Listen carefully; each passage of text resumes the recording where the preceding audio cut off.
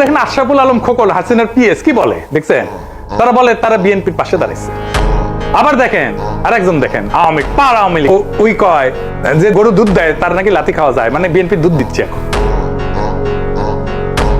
আপনি কিছুদিন পরে দেখবেন তার নাস্তিক গুলা দাঁড়াইতেছে বিএনপির পাশে এবং তারা বলতেছে আমরা বিএনপি কে ভোট দিব। আমি দেখাই দিব বলতেছে তারা পার নাস্তিক যাদেরকে ঘৃণা করেন আপনারা।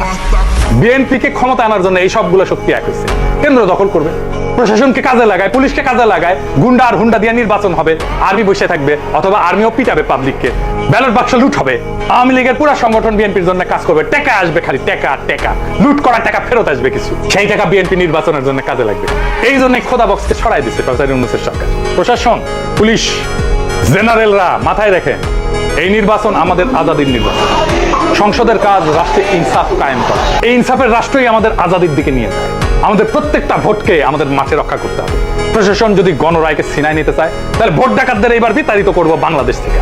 আর এইবার প্রশাসনের পুলিশের কাউরে যদি পক্ষপাত করতে দেখা যায় কোনো মাপ কিন্তু নাই। আগামী সরকার বিএনপির হবে না, প্রফেসর ইউনূসের সরকারের মতো ধ্বজভঙ্গ সরকারও হবে না। তাই খুব খেয়াল, ভোট রক্ষার লড়াইয়ের জন্য তৈরি হন। এইবার ভোট দিলেই হবে না, কেন্দ্র পাহারা দিতে হবে, প্রত্যেকটা ভোটকে আমাদের রক্ষা করতে হবে। আর এক নতুন ভোট আনার লড়াইয়ের জন্য তৈরি হন।